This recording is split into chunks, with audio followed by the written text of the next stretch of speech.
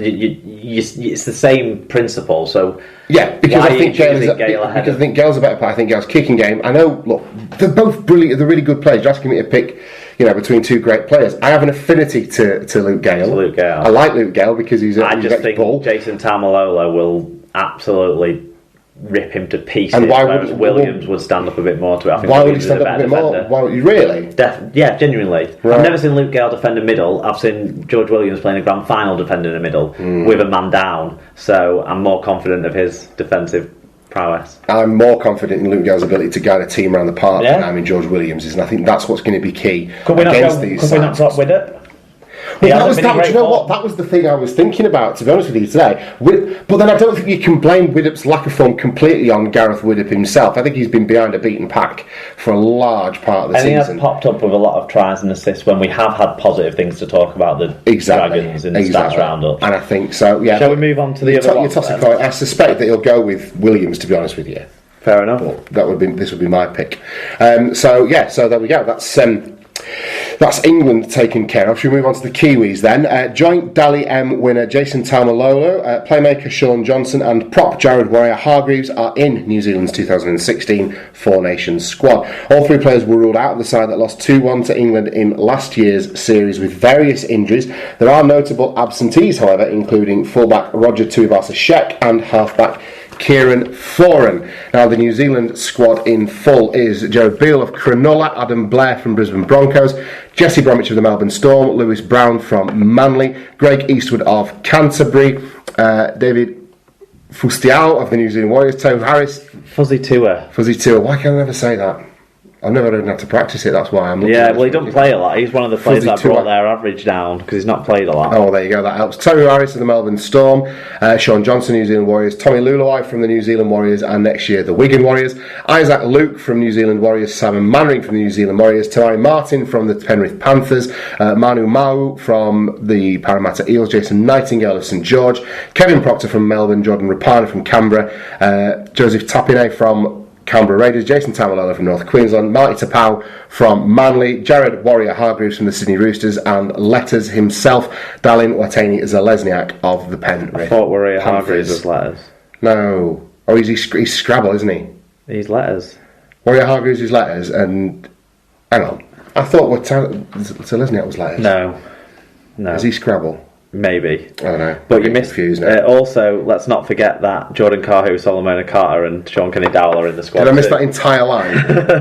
Well, there you go. What do you make of that squad, though? There's a couple of ones that jump out to me as being inexperienced sorts of players that I'm not sure what you're going to get from. Well, that lad whose name I can't say. I'm not a big fan of it. David Fusitua. Well, Tamari Martin's only played 6 first-grade games, I think. He's one of these very highly rated young players, though, isn't he? Yeah, but all he does is comes on offloads and knocks on. That's what I've seen of him. Well, then, obviously, Kidwell thinks he's going to offload more than he's going to knock on. Yeah, fair enough. And is he top of the queue? I like Jordan Rapana getting his chance at international level. Obviously, he's a late bloomer, but he's had a fantastic season. And the strength there is in the pack, surely. Yeah, it's Taumalolo and Tapau. They're devastating runners of the ball. Yeah. Harris and Proctor are so consistent from the Storm in the second row positions that you'll just think they'll rotate, and also up front with Bromwich. Yeah. And you just think they'll rotate the other 2 positions between the likes of Taumalolo and Tapau and we'll don't forget Warrior-Hargreaves as well. Yeah, and Warrior-Hargreaves. And you're just thinking that's a lot of intensity of pace and power. Then you've got people who you can't see getting a game. Lewis Brown. We're not going to get taken to Lewis Brown. Gerard Beale, he might get a game, but because he's not even really played for the Sharkies, has he? He's been a bit of a bench maestro coming on filling any position. That's it. But he offers utility then, doesn't he? I always like it when Tohu Harris gets included in squads. I like to see that. There's no danger of Sonny Bill Williams deciding he wants to play in the Four Nations and screwing him again, is there? What they do have this year, obviously, is the Johnson and Luke combination of... Which is going to be... Of attacking threat. And if Lulawai probably is going to be the one who's tying all that together, would we think from that squad? You would think so. Yeah, they'll pivot around him. Yeah, as the experienced man, it's a strong squad. What about what about the Aussies?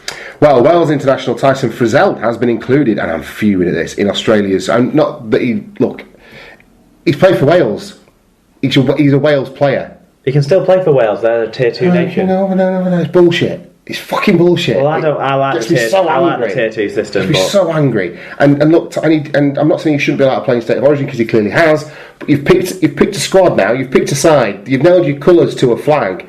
It's not club rugby league. It's international rugby league, and there should be more to it and more investment in that. Tyson Frizzell was more than happy to turn out and play for Wales when he wasn't anywhere within the conversation for the Australia side, and then a couple of seasons down the line he's improved and got better. Now all of a sudden, what?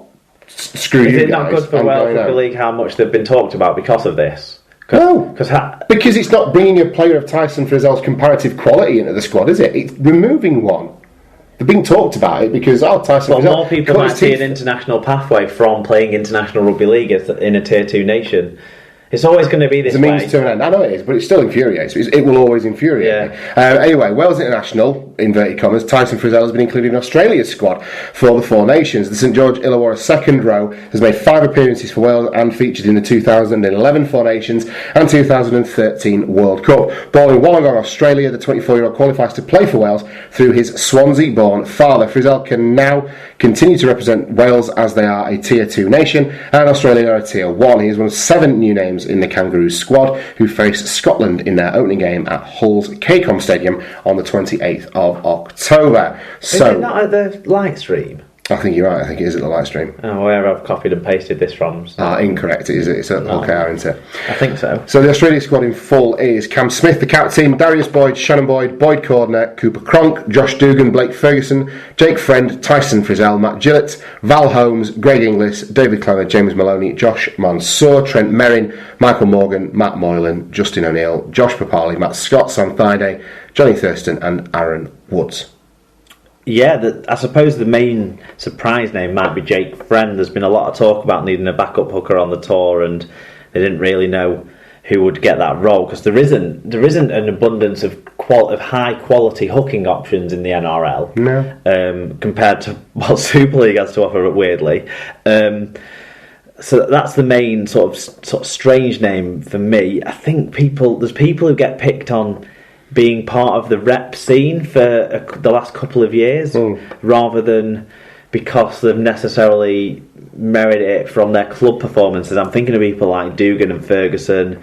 I'm thinking a little bit of Moylan as well. I know he had a couple of good touches when he had to play in the halves in the third Origin game, but I'm not convinced. Whereas then you've got people like Justin O'Neill who are on their club form, which is great to see. I think some of those players sort of in there, but there's a few strange names in the middle of that. And I wonder, do you think Valentine Holmes will get a go looking at that squad? No, it's hard to see him displacing anyone really, isn't it? In that. Well, Josh Mansour will be a left winger, won't he? That's nailed on. Mm-hmm. Do you think? And Blake Ferguson, I guess, would be the person who they're thinking of as the right winger. Yeah, I'd put Val Holmes ahead of him. On his club form, Shannon Boyd's the one who's been picked on club form, hasn't he? On club form, Val Holmes looks the stupidest anyone I've ever seen. But I tell you what, he works hard. He does work hard. He doesn't have a lot to think about, does he? Which is a relief.